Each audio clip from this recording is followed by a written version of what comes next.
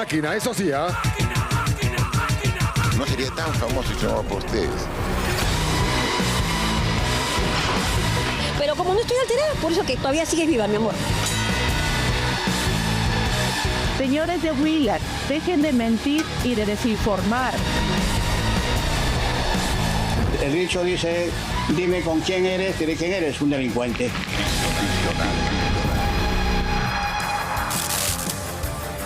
Bueno, bienvenidos, esto es Contracorriente.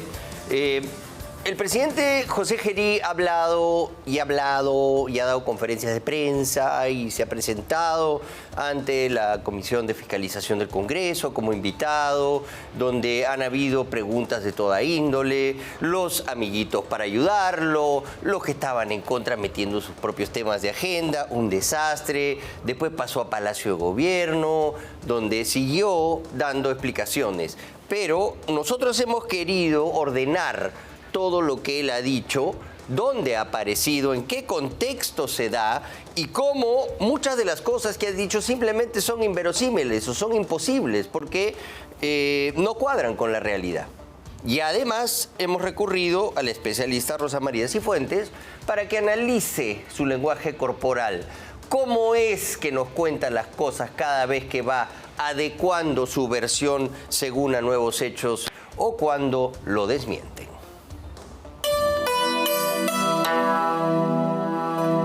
Nuestro país merece más. Nuestra población merece más de sus autoridades. Y que Dios guíe no solamente mis decisiones, sino nos dé sabiduría, nos dé mucha sabiduría para poder actuar pensando en nuestro país. Cambio de promesas. Cambio de versiones. La trama del cuento chino que envuelve al presidente interino José Enrique Gerí Oré tiene más de una forma de contarse. Y es que la actual autoridad de más poder en el país no se percató que cada una de las versiones contradictorias que ha declarado sobre las reuniones clandestinas con su amigo, el empresario chino Xiwa Yang, han quedado registradas y se las contamos en los próximos minutos esta noche, solo aquí, en Contracorriente.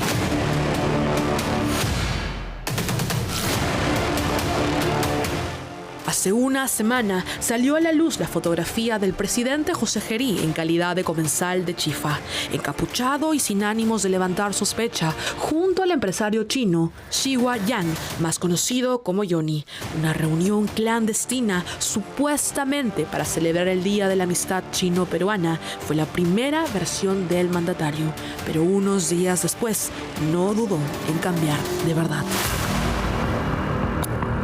En principio, yo no convoqué la reunión para efectos de ver ello. Yo fui a hacer otras actividades privadas, propiamente dichas. O sea, pero eso será esclarecido, eso será esclarecido, a ver, señores, eso será esclarecido en su momento cuando haga los descargos por documento y ahí se va a entender todo el panorama. Se reunió por actividades privadas, versión que cambió una vez más a través de un video grabado en la madrugada del último domingo, claramente nervioso y leyendo el teleprompter. O que interceda por él o por tercero. Que el 26 de diciembre, siendo feriado, en un horario de atención habitual y prudente, y luego de conversar y coordinar, como todos los días, y dar vueltas en Lima con el ministro Tiburcio y mi escolta, los invité a cenar en el chifa del señor Johnny, quien estaba en su local. ¿Pero fue realmente el presidente Gerí quien patrocinó esta cena o también mintió al respecto? Esto fue lo que dijo el abogado de quien hoy considera su ex amigo chino, desmintiendo la versión presidencial. Pero a más versiones, más pruebas. Un segundo video de reuniones clandestinas entre el presidente y el empresario chino Johnny apareció. Esta vez en el Market Capón, el negocio de su amigo, que coincidentemente recibió la visita presidencial cuando recién había sido clausurado. El presidente argumenta que no existían evidencias visibles de la clausura del local. Sin embargo, 2 carteles en la puerta notificaban la ascensión de la tienda, donde el presidente dice comprar los mejores caramelos y cuadros chinos.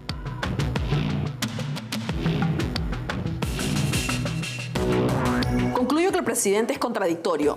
No, su lenguaje no verbal no es de alguien que dice la verdad. Su lenguaje corporal contradice su discurso. Mientras le habla sobre el ciudadano chino y la reunión privada, Geri tiene una hoja y Geri comienza a rascar la hoja. Se ha comprobado en los estudios de criminalística, cuando se han hecho entrevistas a puerta cerrada, que las personas que se sienten culpables tienen gestos involuntarios, gestos que no pueden controlar. Algunos se rascan los dedos. Geri aquí abre los brazos, los abre, pero se pega las manos a la hoja, hasta que justo en el momento que le hablan del empresario chino, comienza a hacer esto. Porque el cerebro está protestando, porque le está pidiendo al cerebro respuestas. ¿Cómo salgo de esta situación? Aunque Geri intentó salir al frente de esta crisis con una estrategia de control de daños, las contradicciones presidenciales continúan. Y es que el presidente tampoco supo responder sobre la llamada que realizó el 6 de diciembre desde el local clausurado de su amigo. Ofuscado y eufórico, hablaba por el teléfono. Su primera versión fue que no recordaba a quién llamó. Pues, tras reunirse con sus ministros y asesores el día de ayer, el presidente Geri recobró la memoria y sostuvo que llamó a la jefa de prensa de Palacio y estaba ofuscado por un spot que había grabado para el IPD, que no podía hacerse público. El motivo, en principio, por el cual estuve ofuscado era lo que mencioné ahora en la tarde. El día 6 justamente estaba en el IPD grabando para promocionar las actividades de verano que iban a convocar a diversos jóvenes y niños a nivel nacional. Y finalmente tomé conocimiento durante el día que no podía ser difundido porque vulneraría publicidad estatal y neutralidad. Motivo por el cual me ofusqué. Lo mismo que dije ayer, lo mismo digo hoy. No. El presidente Geri tiene un lenguaje corporal totalmente contradictorio. Cuando alguien está diciendo la verdad, la columna está derecha, pero además hay gestos espontáneos libres. Geri tiene una posición de cubrirse los brazos. Esta posición que suele ser de acicalarte, calmarte. Si te das cuenta, cuando a una persona la van a llevar presa, cuando una persona está ya listo para que le coloquen grilletes, hace esto. Este gesto es inconsciente, inevitable, patógrafo. Y allí él se expone como, ok, me tengo que cubrir. Se me puede criticar muchas cosas, lo sé. En este cuento chino, ¿con cuál de las verdades presidenciales nos quedamos? Hay varias al gusto del incauto para escoger. Bueno, aquí la verdad es que las contradicciones son cada vez más evidentes. Apenas algunos ejemplos hemos usado aquí y el análisis de la experta Rosa María Cifuentes, quien analiza el lenguaje corporal que quizás ustedes no saben, es una ciencia en criminalística, y aquí es muy evidente las inseguridades, las contradicciones, las flagrantes mentiras del propio presidente, porque además a lo largo del día va cambiando y adecuando la versión. Mientras hacen el fact-checking, lo van desmintiendo en redes sociales, en medios, en noticieros. El día de ayer ha sido una carnicería, ¿no? Y no ha parado de mentir. Desde el inicio de la Comisión de Fiscalización y toda su participación accidentada allí, y luego con esta improvisada conferencia de prensa en Palacio de Gobierno, donde ha seguido mintiendo. Y en el momento que quieren desinflar los destapes de Willax, cuando Beto a saber iba a lanzar el video nuevo, en el que se ve ya desde el chaleco de algún agente de seguridad cómo efectivamente se llevan unos cuadros y él recibe dádivas, cualquiera que sea ese aporte, ¿no?, de este ciudadano chino investigado, que además él ha investigado, y se lo vamos a demostrar en el siguiente reportaje. En ese momento lo que hace es llamar a Omar Mariluz para tratar de quemarle la primicia a Beto Ortiz. Claro, Omar Mariluz hace un buen trabajo, pero le ponen ahí los cuadros chinos que supuestamente se había llevado, ponen adornitos en la mesa, una cosa muy burda, muy infantil, ¿no? Un insulto a la inteligencia del ciudadano promedio en el Perú, evidentemente. Él tiene una palabra enganche, ¿no?, que es justamente Parece que cada vez que tiene que acomodar la verdad o decir alguna mentira para no nuevamente salir del aprieto, dice justamente. Y fíjense ustedes todas las veces que los dice. De verdad que ha sido una muy vergonzosa explicación la que ha dado el presidente de la República respecto de todos estos cuestionamientos, ¿no? Este mar de cuestionamientos. Y nosotros el día de ayer estábamos analizando que es el informe de la Comisión Investigadora Multipartidaria que investiga las irregularidades en las licitaciones y obras realizadas por las empresas chinas, ¿no? Esto lo mostramos ayer, pero al parecer hay una página que no estaba, esta de acá, que menciona al ciudadano Xi Huayang, Cantón Lima, de Construcciones Caponsac, ¿no? Entonces, esta página no la teníamos en el informe no aparece, es de 609 páginas, pero hay un informe de 610, que no sabemos si es acaso el informe final que le presentan a la presidencia del Congreso el 13 de marzo del 2024.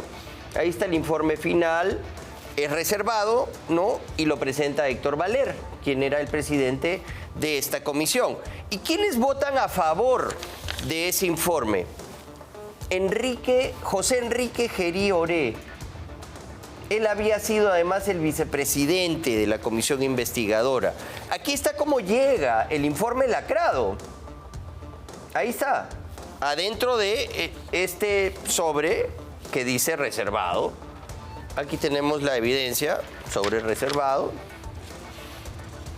recibido por, ahí está, la presidencia de la República, ¿no? Y aquí, por supuesto, explican todo a lo que se ha llegado. Se aprobó el informe final, aprobación de actas pendientes, etcétera.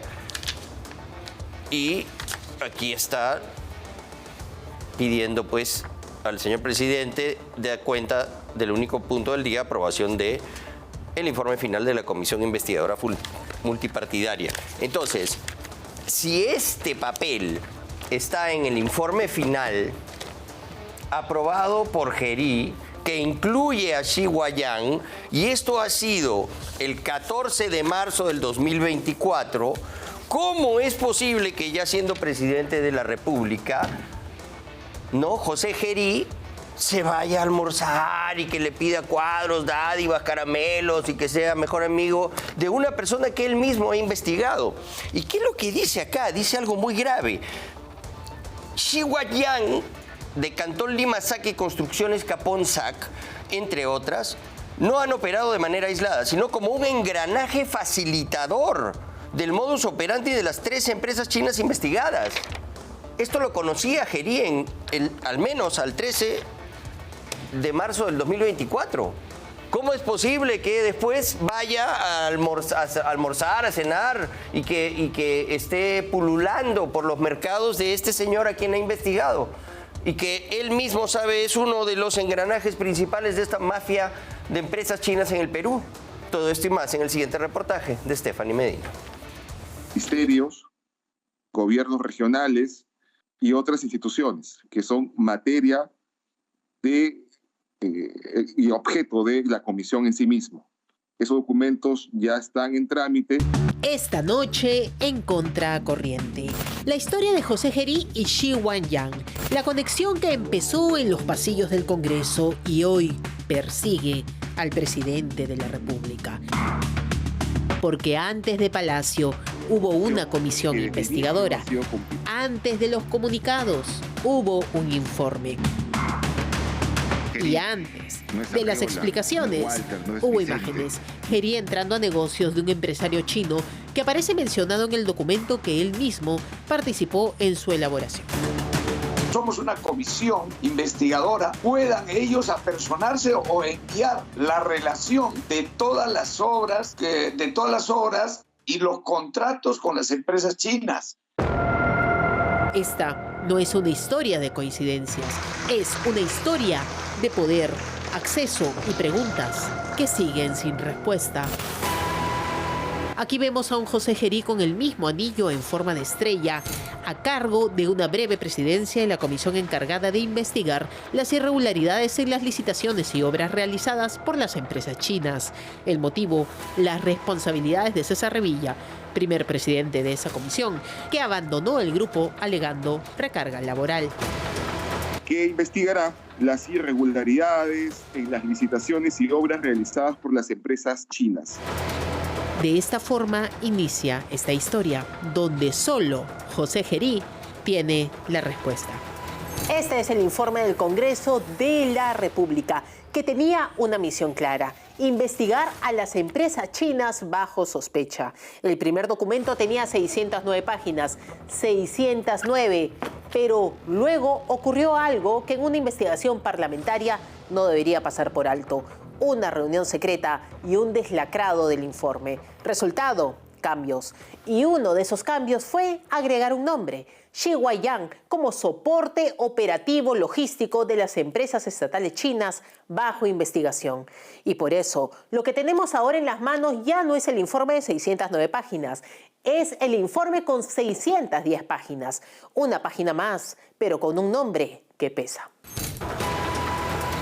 Ciudadano Xi Guangyan, el cual habría actuado como soporte operativo y logístico de las empresas estatales chinas bajo investigación. La evidencia sugiere que las empresas vinculadas al ciudadano Xi Guangyan, Cantón Lima SAC y Construcciones Capón SAC, entre otras, no han operado de manera aislada, sino como un engranaje facilitador de modus operandi de las 13 empresas chinas investigadas. Su rol ha sido fundamental para la apariencia de operatividad local de las empresas estatales extranjeras, participando en contratos que hoy se encuentran bajo sospecha de corrupción, abandono de obras y afectación al erario nacional, en el contexto de las presuntas organizaciones criminales que operaron en el Ministerio de Transportes y Comunicaciones.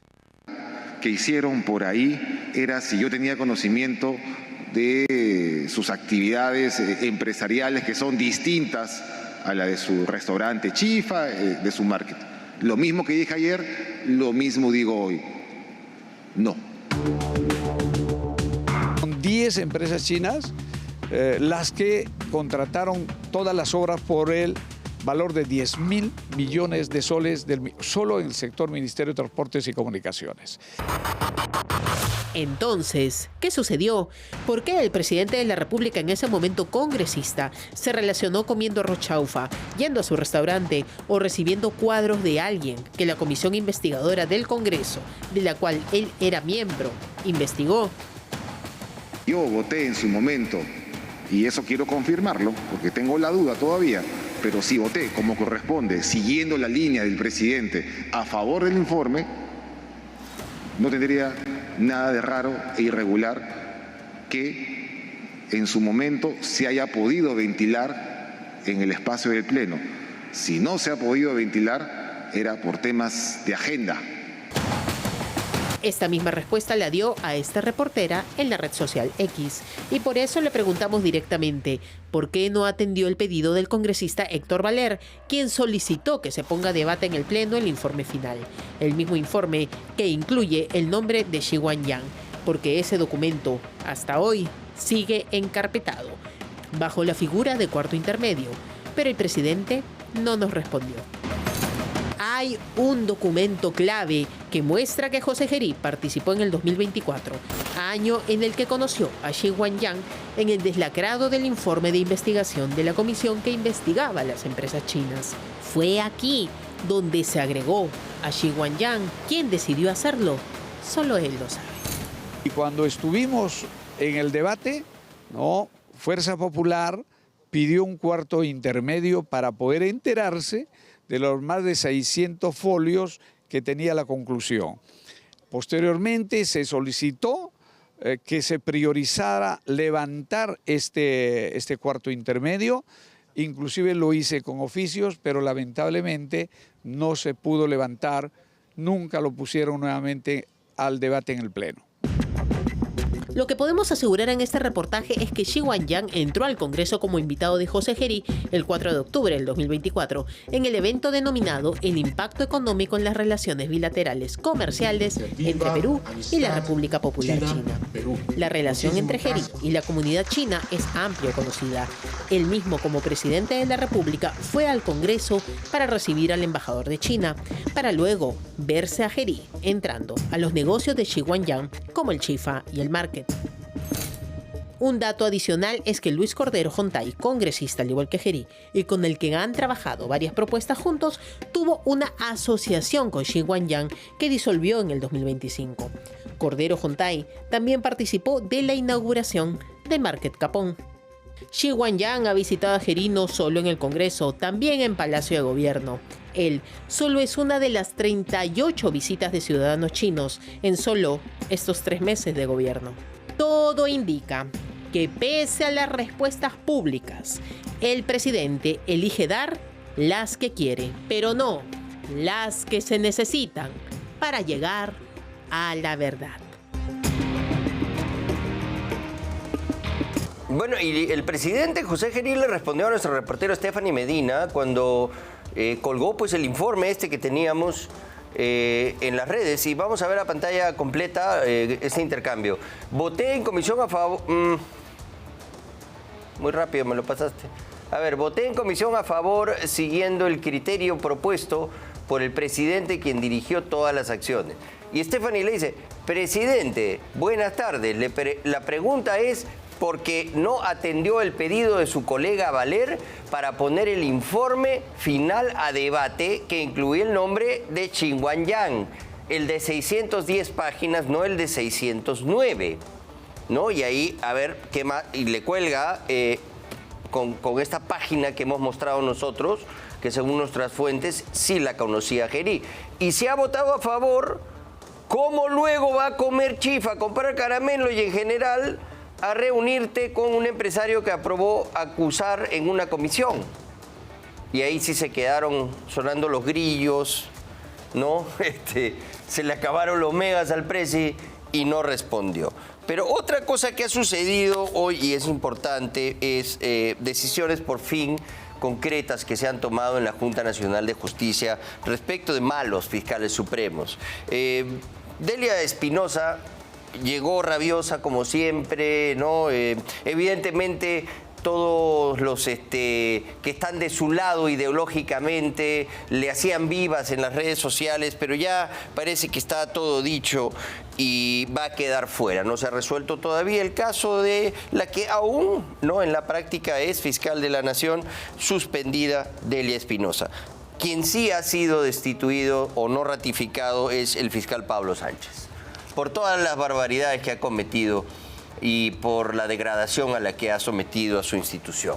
Desde el momento que le empieza a entregar información sensible, de alto nivel, a un ciudadano como Gustavo Gorriti, ¿no? Con quien usó los audios de Cuellos Blancos para eliminar, fulminar a quienes le eran incómodos y que Gorriti utilizó como arma blanca para poder reacomodar todo el sistema judicial y fiscal a su antojo, ¿no? Y claro, olvidando pues los audios que incluían amigos suyos como César San Martín, que luego aparecieron por otros lados. Y en fin, permitir que construya, ¿no?, el equipo Lavajato a su medida. Y que se reuniera con fiscales como Hamilton Castro, que luego le reclamaban porque los estaba grabando. Fuera Hamilton Castro. Y Gorriti era quien le decía ponlo a vela. Ahora José Domingo Pérez se reunía con José Domingo Pérez, le decía victimízate en caso cóctel, le di que te han roto la puerta, que te han violentado. Cosas que declara Jaime Villanueva y que claro, en ese caso sí no son fiables. Pero cuando dice cosas sobre a quienes les conviene, como Patricia Benavides, ahí sí rapidito nomás, sin cuestionamientos, queda como la verdad absoluta. El doble rasero caviar, y que ahora le ha costado una salida muy fea a quien pudiera haber sido recordado como un gran fiscal de la Nación. Hoy sale por la puerta falsa con una sanción de 6 votos a 1. El único que votó a favor fue el caviarazo, el magistrado Jaime Pedro de la Fuente Parodi. Aquí toda la crónica. esto parecería ser el primer paso de un golpe al Estado democrático del país. Un cúmulo de furia llamado Delia Milagros Espinosa Valenzuela, que en pleno proceso de inhabilitación optó por el ataque como estrategia de defensa. La señorita ya me está grabando desde ahorita. No, es de acá. Sí, ya lo sé. Están buscando más razones para destituirme. Sí, lo sé. Pero yo soy una dama. Yo soy correcta y comprendo que hay imposiciones. La más polémica y alucinante dama de todos los tiempos en el Ministerio Público, Delia Espinosa, fue citada ante el Pleno de la Junta Nacional de Justicia para responder por 3 cargos que la pueden dejar fuera de manera definitiva de la Fiscalía de la Nación. Allí sacó toda la artillería pesada que ya nos tiene acostumbrados. Ustedes, el primer delito que han cometido es de abocamiento indebido. Siempre de impecable negro y con un carácter de volcán en erupción, se sentó frente a los consejeros de la Junta Nacional de Justicia, que ella repudia e insulta públicamente cada vez que puede, y nuevamente arremetió. Tendenciosas, forzadas, pero no ha puesto toda la verdad de las declaraciones. Señor presidente, de cada uno. ¿puede aplicar el artículo 51 del reglamento de esta Está Junta? interrumpiendo la señora. Sí, pero usted está faltando el respeto, está diciendo que estamos cometiendo delito. Bueno, si a usted así de que si a no es usted que le parece, no, usted tiene que ceñirse. Un bochornoso espectáculo de una fiscal de la Nación, pero doña Delia no reconoce nada. No reconoce ningún tipo de exabrupto, exceso de contracorriente. ¿En qué parte? Por eso, no reconoce ningún tipo de exceso. No, es que no me he excedido. He venido y con documentos a demostrar siempre. Lo que sí es una verdad y una realidad es el informe número 006-2026 de la Junta Nacional de Justicia, que recomienda su destitución. El documento concluye lo siguiente. 1. Que no se adoptaron las medidas respectivas para la reincorporación de Patricia Benavides como fiscal suprema, ni se realizaron las coordinaciones formales desde las oficinas responsables para el cumplimiento de la medida. 2. La ausencia de una reacción institucional mínima frente a la situación generada por la presencia de Patricia Benavides con relación a su reposición. Y finalmente, tolerancia funcional ante actos colectivos que alteraron el orden institucional. La razón de ser de estas audiencias, de estas vistas de causa, es escuchar razones jurídicas, razones probatorias, razones de fondo. No escuchar intercambios de palabras, porque eso más bien lo que hace, creo yo, y eso más bien creo que no lo han advertido, es que esto más bien favorece la postura de la oposición que está buscando su destitución. Porque ese informe lo que nos está diciendo es que esta persona no ha procedido de manera jurídica. Esta es su responsabilidad, no mía. Delia Espinosa saboreaba su momento más amargo y de cada en cuando un sorbito de agua la refrescaba de su acalorado debate. Durante toda la diligencia, su furia no le permitió tomar conciencia del por qué piden su inhabilitación del cargo de fiscal suprema, aunque las pruebas y la realidad eran contundentes. Incluso renegó de la presencia de la presidenta de la Junta Nacional de Justicia, María Teresa Cabrera, y la acusó de sesgar la diligencia. La audiencia pública todo el tiempo estuvo a cargo del vicepresidente de la institución, Víctor Chandubí Cornejo. Una vez más, desperdició todo su tiempo en ataques y no presentó pruebas en su defensa. Usted ha mancillado, sí, porque todas las mentiras que están en el informe, dentro de un proceso administrativo, por favor. Es una persona por favor, se va a conocer. Señor presidente, sí. Mire, por favor, yo soy muy respetuosa de la aplicación del artículo pertinente. Sí, por favor. La señora primero no pide permiso para interrumpir. Sí, puede continuar. Es su estilo. Pero, y se va a ver en cada una de las declaraciones. Muy amable, doctora. Doctor. Ministra, sí, también, pero le pedimos, le exhortamos que utilice las palabras que no sean ofensivas. Es que no estoy ofendiendo. El derecho a la defensa también tiene. No estoy ofendiendo, muchas gracias. No estoy ofendiendo. Bueno, lo que sucede es que cuando uno se siente, pues, digamos, aludido, porque se sabe que se ha faltado a la verdad, ¿no? No estoy diciendo mentirosa, estoy diciendo ha faltado a la verdad, entonces obviamente se va a sentir mal. El hecho de que ella haya sido la autora del informe de instrucción que propone su destitución no implica que ella no pueda participar. Eso no la limita a que esté en el Pleno y escuchar los argumentos y poder participar.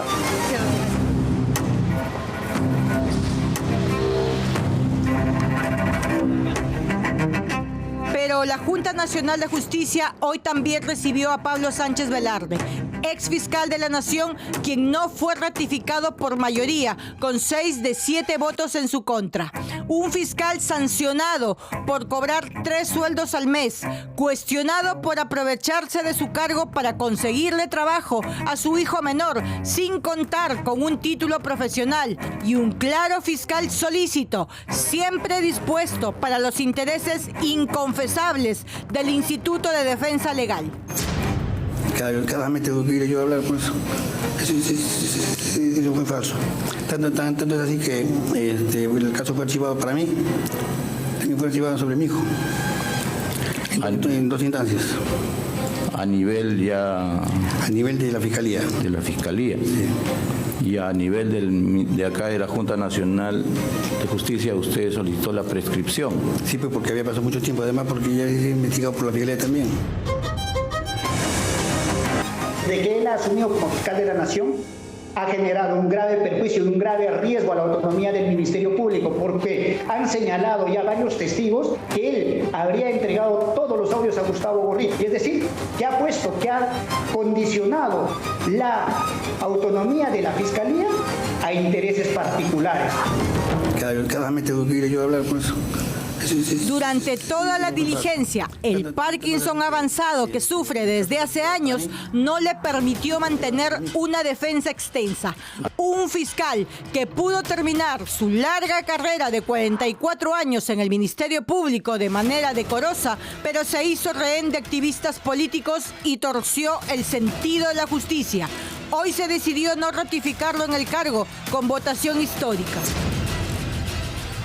2 personajes que han generado una profunda desconfianza en el Ministerio Público, pues hoy la ciudadanía percibe que la justicia ya no es ciega, sino que responde a sesgos ideológicos e intereses inconfesables.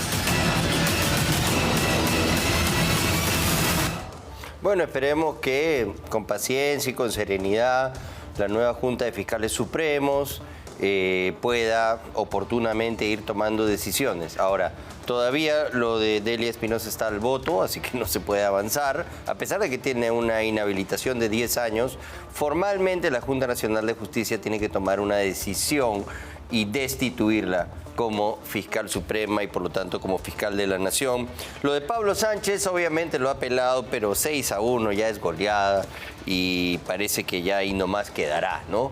Qué triste final para la carrera de este hombre que termina con esta imagen tratando de defenderse, ya enfermo, ya cansado. Han exprimido todo lo que han podido de quien antes era un buen fiscal, un fiscal emblemático, una persona que tenía un conocimiento sobre el trabajo en el Ministerio Público, en la estrategia institucional, que lo dejó todo y lo puso a disposición de los intereses ideológicos perniciosos de un grupúsculo que utiliza, ¿no?, el poder en el Ministerio Público para dañar a los que les conviene y proteger a sus amigos. Vamos a hacer una pausa, pero antes una importante mención. Nos vamos al Carnaval de Río de Janeiro, sí, porque Plaza Norte y Mall del Sur sortean un paquete doble con todos los gastos incluidos para ir a la fiesta más grande de Brasil este verano.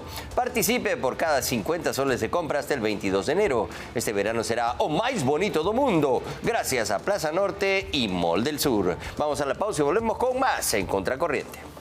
Siente el Perú en danza, una experiencia inmersiva asombrosa. Adquiere tus entradas en Join Us. Conoce más en www.danzaperú.pe.